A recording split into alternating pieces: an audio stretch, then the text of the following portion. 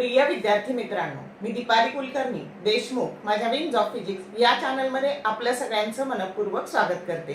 तर आपण जे रिपीटेडली आस्क क्वेश्चन्स आहेत तर त्याची सिरीज बघतो आहोत सीईटी परीक्षेसाठी आणि चॅप्टर आहे सेमीकंडक्टर, 11वीचा सेमीकंडक्टर आणि त्याचा 6वा भाग आपण बघतो आहोत। आता बघा, कन्सेप्ट खूप सोपी आहे आणि त्याच्यावर खूप सारे प्रश्न सारखे रिपीट होत आहेत आणि म्हणूनच आपण ती कन्सेप्ट घेतो आहोत। आता काय बघा, तर टेम्परेचर जर इन्क्रीज झालं, कन्सेप्ट अशी आहे, टेम्परेचर जर इन्क्रीज झालं तर कंडक्टरच्या बाबतीत आणि सेमी कंडक्टरच्या बाबतीत काय काय होतं। तर पहिल्यांदा बघू आपण कंडक्टर किंवा यालाच इथे मेटल शब्द वापरला जाऊ शकतो। मेटलच्या बाबतीत काय होतं, टेम्परेचर वाढलं तर रेझिस्टन्स सुद्धा वाढतो कंडक्टरचा। रेझिस्टन्स वाढला म्हणून कंडक्टिव्हिटी ही मेटलची डिक्रीज होते बघा, आणि त्याचा स्पेसिफिक रेझिस्टन्स म्हणजेच त्याची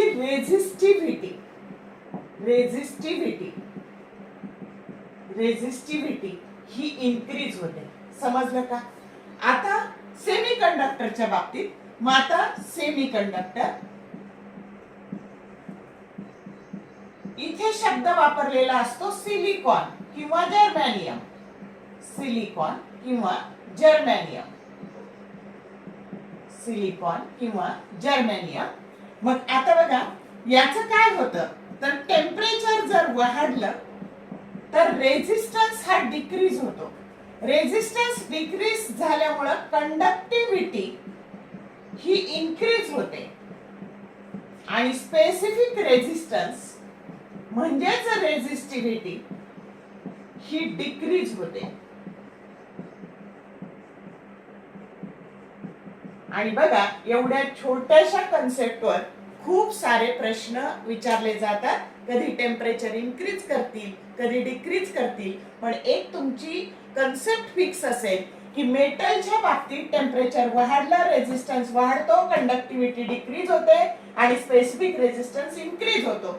आणि जर सेमीकंडक्टरच्या बाबतीत टेम्परेचर वाढलं रेझिस्टन्स डिक्रीज होतो, कंडक्टिव्हिटी इन्क्रीज होते आणि स्पेसिफिक रेझिस्टन्स म्हणजेच रेझिस्टिव्हिटी डिक्रीज होते। या कन्सेप्टवर खूप सारे प्रश्न रिपीट झालेले आहेत आणि त्यामुळे हे चांगलं लक्षात ठेवा।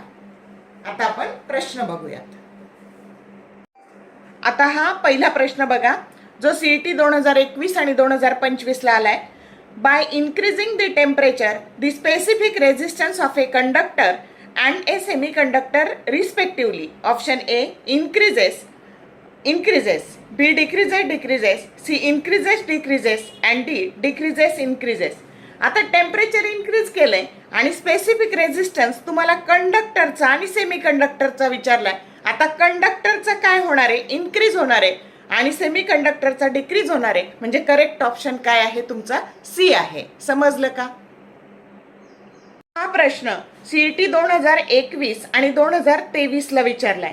Silicon and copper are cooled from 300 kelvin to 100 kelvin. The specific resistance in bracket resistivity. Option A increases in both copper and silicon, B decreases in both copper and silicon, C decreases in copper but increases in silicon and D increases in copper but decreases in silicon. आता temperature हे 300 kelvin to 100 kelvin म्हणजे temperature decrease झालंय आणि silicon आणि copper मध्ये काय घडेल, silicon हा सेमी कंडक्टर आहे आणि कॉपर हा तुमचा कंडक्टर आहे, मेटल आहे, आणि म्हणून मग आता टेम्परेचर जर डिक्रीज झालं तर उलट होणार आहे की स्पेसिफिक रेझिस्टन्स हा कॉपर मध्ये मेटल मध्ये डिक्रीज होणार आहे। आलं का लक्षात? आणि सिलिकॉन मध्ये इन्क्रीज होणार आहे आणि असं ऑप्शन सी आहे, decreases in copper and increases in silicon. समजलं का? हा प्रश्न सीईटी 2021 आणि 2024 ला विचारलाय। When the temperature of a semiconductor is increase its resistance and electrical conductivity respectively. Option A increases and decreases, B increases and increases, C decreases and decreases and D decreases increases. आता semi कंडक्टरचं temperature increase केलंय. Semi कंडक्टरचं temperature increase केल्यावर त्याचा resistance काय होतो?